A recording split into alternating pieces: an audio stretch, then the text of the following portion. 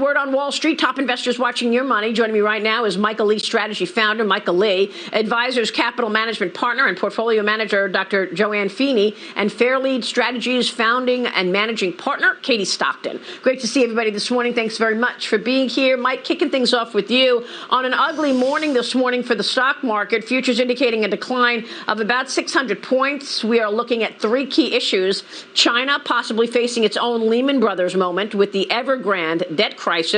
Company cannot pay any debt payments. The looming fiscal cliff back in the U.S. with now 9 legislative days left on the calendar to raise the debt ceiling.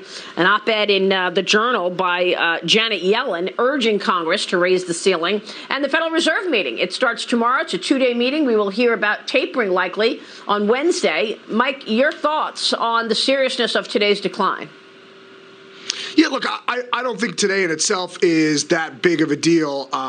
As I've been saying on your program for years, the Chinese economy is a bit of a house of cards. And so I don't think there'll be much of a financial contagion from this Evergrande fallout. But it just goes to show that those standing out there holding China up as a model really need to take a closer look under the hood. I think we're only a few percentage points off of absolute all-time highs. But there are some real concerns about a slowing economy. I tend to believe that those fears are overdone. It'll be really interesting to see what the Fed does this week, because if the Fed comes out and says we're going to push off the taper because of uncertainty, i.e. the S&P 500 selling off more than 2%, people could take that in one of two ways. Number one, that we're going to have taper for longer, rates lower for longer, or that the underlying economy is actually weaker than they're letting on. And as a result, the Fed needs to be more accommodative, which could lead to additional selling. I'll be really interested to see how the market reacts throughout the day. Did the machines accelerate the selling, or do we see some of the $4.5 trillion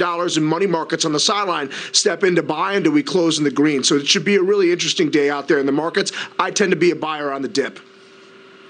Yeah, I mean, part of the issue is the unknown, right? You don't know what you don't know. Evergrande is the second largest property developer